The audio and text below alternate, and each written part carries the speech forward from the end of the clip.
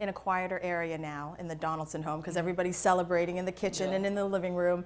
I'm sitting with the 2015 American League Most Valuable Player, Josh Donaldson. Wow, you've just been given the highest honor in the American League. I mean, what's going through your mind right now as I say those words to you? I'm shocked, At the same time, I feel very blessed. The team that we had this year and what we were able to accomplish this year, it wasn't necessarily what we were hoping what we'd accomplish, but this team really broke down a lot of barriers for the city of Toronto and for this Blue Jays organization. And hopefully it puts us in the right direction where we need to go in order to, win the World Series ultimately. I want you to take us back to that moment because your friends and family are all over the house. Yeah. You have an earpiece in your ear. We turned down the televisions because there was a delay. Yeah. So you were the only one that knew whether you won or not. And you looked awfully nervous. So take us through that. Well, I didn't. If anything, I was nervous about it. I didn't want to celebrate and I wasn't winning. And it wasn't you? Yeah, because I could hear them talking, but it was kind of a little rambled, I felt like. Right. And I heard him say my name, and then I was about to celebrate, and then I heard him say Mike Trout's name, and I was like, well, I don't know what's going on. And then they told me congratulations, and I felt a little awkward, but I did. We get in order to win the award, it was pretty. It's a pretty special moment for all of us. And what I loved is you turned to your mother, Lisa, and said, we won. Yeah. Well, it's not just me who's made the sacrifices. She's made a lot of sacrifices in order for me to be here today. And, I appreciate everything. And, it wasn't just me winning, it was, You're all getting of us that are emotional. here. Josh Donaldson. No, come on now. Your mom was pretty proud Yeah, of you. she was. She's proud. She's proud of me in a lot of areas, and coming in a single parent household, it was us a lot by ourselves, and we grew from each other, and here we are today. You're 3 weeks shy of your 30th birthday. Mm-hmm. Why do you think everything just started to come together for you, Josh, in 2015? Maybe it was the hashtag. Who knows? Come together. I got it. I got it. It didn't go over your head, I'm glad. But I don't know. I just felt like over the past few seasons, I've really just kind of got a clear identity of the type of player I've wanted to be, and I've gotten the information I felt like I needed to be that player. And coming over to Toronto definitely helped. Like I said earlier, being in the lineup that we had with, Jose Bautista, Edwin Encarnacion, Tulowitzki. I could continue to smoke Colabello. These guys are world-class hitters, and to be involved in that lineup, I just felt like I was in a very good position, and ultimately I was able to take advantage of a lot of those situations I was put in, and that's why I'm here today. A lot of your teammates refer to the 2015 squad as family. Yeah. RA talks about it all the time. Chris talks about it all the time. Why do you think you guys were so close? Well, I think it was the fact that, one, I think in order to build chemistry, I'm a big believer, you have to be able to win.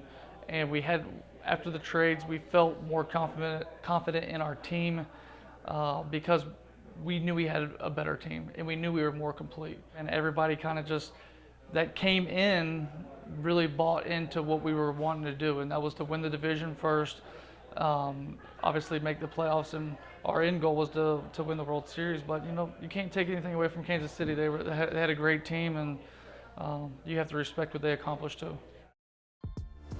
Number 20, Josh Donaldson.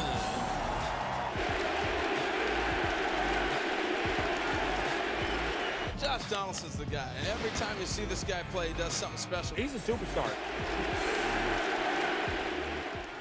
Believe it or not, November 28th, it's going to be a year, the 1-year anniversary of your trade that brought you to Toronto. And relocating for a job is tough. Yeah. But you're going to another country. And even though you've visited Rogers Center before, it's got to be different when you're living there half of the year. What do you think you learned about Toronto, maybe the country of Canada, that maybe you didn't know before? Well, I only had opportunity to play in Toronto for a few times, but I had some pretty good memories of Toronto. I always had enjoyed Toronto as a city. That was where my first career home run was in the big leagues. Swings and drives it to left field. That ball is hit. First major league hit for Josh Donaldson is a 2-run home run. After I kind of got over the shock of being traded, I really looked at it as a great opportunity to better my career and an opportunity to, because of the amount of talent that we had there, in order to make a nice run at the playoff. Historically, the organization has had challenges attracting free agents to Toronto, and a lot of it, you're going to a new country. Now that you've got a year under your belt, what will you tell other players about playing for this organization? Everything that's been handled that I've seen has been, first class. We have, every opportunity to help ourselves in this organization.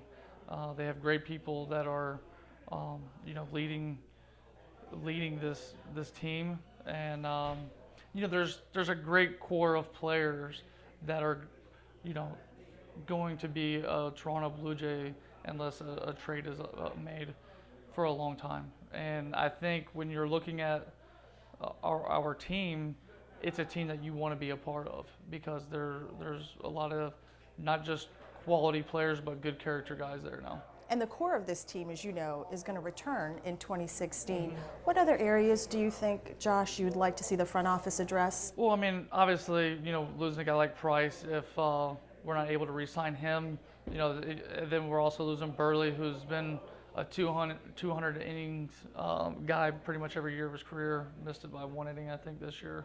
And we're losing LaTroy Hawkins to retirement as well, and hopefully we can re-sign Marklo.